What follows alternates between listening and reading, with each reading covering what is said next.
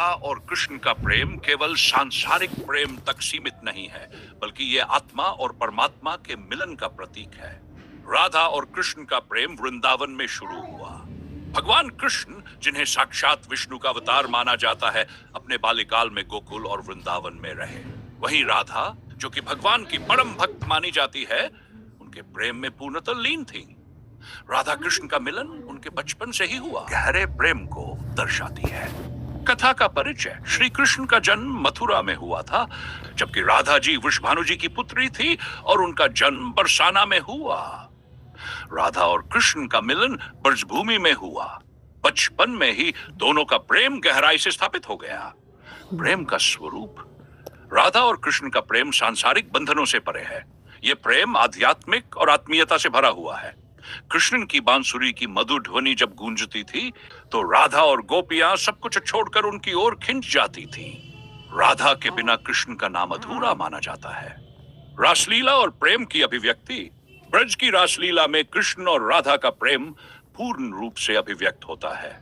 ये लीला केवल प्रेम, त्याग और विश्वास की अनोखी मिसाल पेश करती है। ये कहानी एक छोटे से गांव से शुरू होती है, जहां राधा, एक चुलबुली और खूबसूरत लड़की, अपनी सादगी और मुस्कान से सबका दिल जीत लेती थी। वहीं बिंस, एक शांत स्वभाव का लड़का, अपनी मेहनत और ईमानदारी के लिए जाना जाता था। पहली मुलाकात: राधा और बिंस की पहली मुलाकात होती है। राधा एक रंगीन गुब्बारा खरीदने जाती है, लेकिन जब वह पैसे देने के लिए अपनी पोटली खोलती है, तो पोटली हवा में उड़ जाती है। बिंस, जो वही पास में खड़ा होता है, दौड़कर पोटली पकड़ लेता है। यही वह पल था जब उनकी नजरें मिली और दोनों के दिलों में कुछ खास महसूस हुआ। बढ़ता प्रेम, मुलाकातों का सिलसिला शुरू हुआ। राधा की हंसी और बिंस की सादगी ने उन्हें एक दूसरे के करीब ला दिया। दोनों अक्सर गांव की नदी किनारे बैठकर अपने सपनों और उम्मीदों के बारे। राधा और कृष्ण की रासलीला ब्रजभूमि की सबसे प्रसिद्ध घटना है। कृष्ण अपनी बांसुरी की मधुर ध्वनि से गोपियों को आकर्षित करते थे।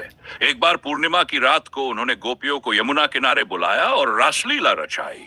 इस दिव्य नृत्य में राधा केंद्र में थी और कृष्ण ने हर गोपी के साथ नृत्य किया, जिससे हर कोई ये महसूस कर सके कि भगवान सिर्फ उनके हैं। ये रासलीला आत्मा और परमात्मा के मिलन का प्रतीक है। तो राधा का कृष्ण से प्रश्न: एक बार राधा ने कृष्ण से पूछा, कृष्ण, लोग हमेशा तुम्हारी पूजा करते हैं, लेकिन मेरी नहीं, ऐसा क्यों? राधा और कृष्ण की रासलीला ब्रजभूमि की सबसे प्रसिद्ध घटना है। कृष्ण अपनी बांसुरी की मधुर ध्वनि से गोपियों को आकर्षित करते थे। एक बार पूर्णिमा की रात को उन्होंने गोपियों को यमुना किनारे बुलाया और रासलीला रचाई। इस दिव्य नृत्य में राधा केंद्र में थी और कृष्ण ने हर गोपी के साथ नृत्य किया, जिससे हर कोई ये महसूस कर सके कि भगवान सिर्फ उनके हैं। ये रासलीला आत्मा और परमात्मा के मिलन का प्रतीक है। तो राधा का कृष्ण से प्रश्न: एक बार राधा ने कृष्ण से पूछा, कृष्ण, लोग हमेशा तुम्हारी पूजा करते हैं, लेकिन मेरी नहीं, ऐसा क्यों? बना उनका प्रेम केवल सांसारिक नहीं था, बल्कि दिव्यता और भक्ति से भरा हुआ था। यह प्रेम सच्चाई, समर्पण और परस्पर समझ का प्रतीक था। कहानी की शुरुआत: राधा और कृष्ण बचपन के साथी थे। कृष्ण अपनी मधुर बांसुरी से राधा को बुलाते और राधा बिना किसी सवाल के उनके पास चली आती। यह केवल एक मित्रता नहीं थी, बल्कि एक गहरा आध्यात्मिक जुड़ाव था। कृष्ण के बांसुरी की धुन केवल राधा को ही नहीं, बल्कि पूरी प्रकृति को आकर्षित करती थी। गायन चरना छोड़ देती, वृक्ष झूमने लगते और गोकुल के लोग अपने सारे काम छोड़कर उनकी ओर खिंच आते। यह उनकी दिव्या का प्रमाण था। समर्पण: राधा का प्रेम कृष्ण के प्रति इतना गहरा था कि उन्होंने कभी अपने अहंकार को उनके बीच नहीं आने दिया। जब कृष्ण मथुरा गए और गोकुल छोड़ दिया, राधा ने अपने प्रेम को अपनी आत्मा में संजो कर रखा। उन्होंने कभी शिकायत नहीं की, क्योंकि उनके लिए प्रेम केवल साथ होने का नाम नहीं था, बल्कि आत्मा का जुड़ाव था। कृष्ण ने भी राधा को कभी नहीं भुलाया। उनका कहना था, राधा मेरी आत्मा है, मैं चाहे कहीं भी जाऊं, राधा हमेशा मेरे साथ रहेंगी। प्रेरणा की शिक्षा: इस कहानी से हमें कई प्रेरणाएं मिलती हैं।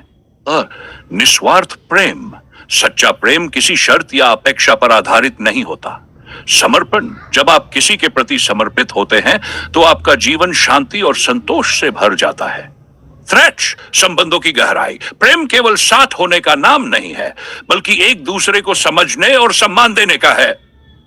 सार राधा कृष्ण की कहानी है कि सच्चा प्रेम और भक्ति कभी समय और दूरी से प्रभावित नहीं होते। ये हमारे जीवन को प्रेरणा और शांति से भरने का एक माध्यम है। उनके जीवन से हमें यह समझने को मिलता है कि प्रेम का असली मतलब आत्मा का जुड़ाव और निस्वार्थ समर्पण है। इस कहानी का संदेश है, प्रेम और भक्ति में असीम शक्ति है जो हर बाधा को पार कर